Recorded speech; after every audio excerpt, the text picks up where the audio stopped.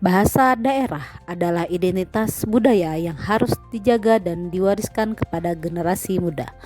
Namun di tengah perkembangan teknologi dan arus globalisasi, penggunaan bahasa daerah mulai berkurang, terutama di kalangan siswa sekolah dasar.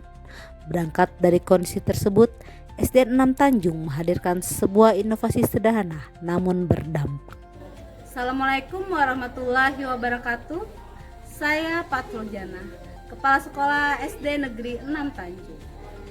Generasi kita tumbuh modern, namun kian asing di tanah sendiri. Di genggaman mereka ada dunia, tapi di lisan mereka bahasa Banjar perlahan sirna.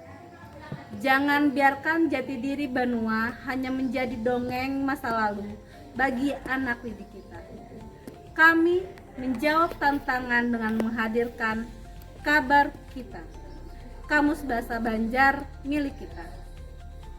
Ini bukan sekedar inovasi sederhana, melainkan sebuah deklarasi bahwa teknologi dan tradisi bisa berjalan beriringan.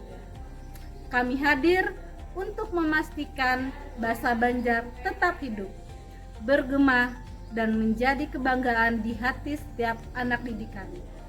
Kabar Kita, menjaga kata, merawat budaya. Saat ini, siswa sekolah dasar sangat akrab dengan dunia digital. Konten yang mereka konsumsi melalui YouTube, TikTok, maupun game lebih banyak menggunakan bahasa Indonesia populer. Hal ini secara tidak langsung mengurangi frekuensi penggunaan bahasa Banjar. Selain itu, terjadi pergeseran bahasa di lingkungan sekolah.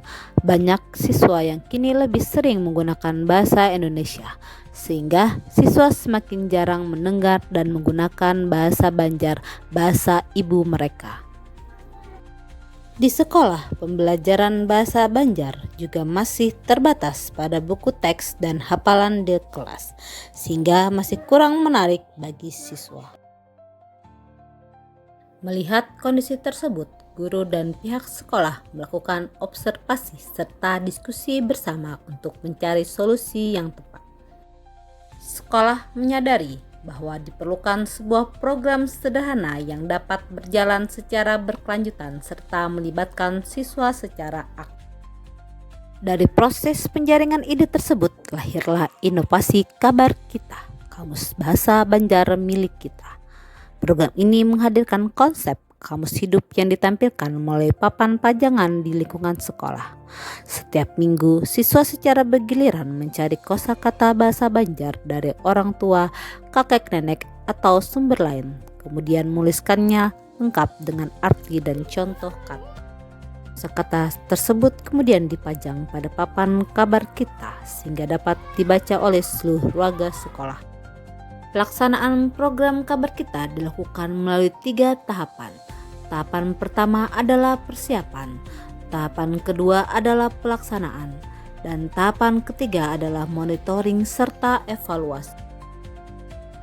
Selama 1 tahun pelaksanaan, program ini menunjukkan hasil yang sangat positif.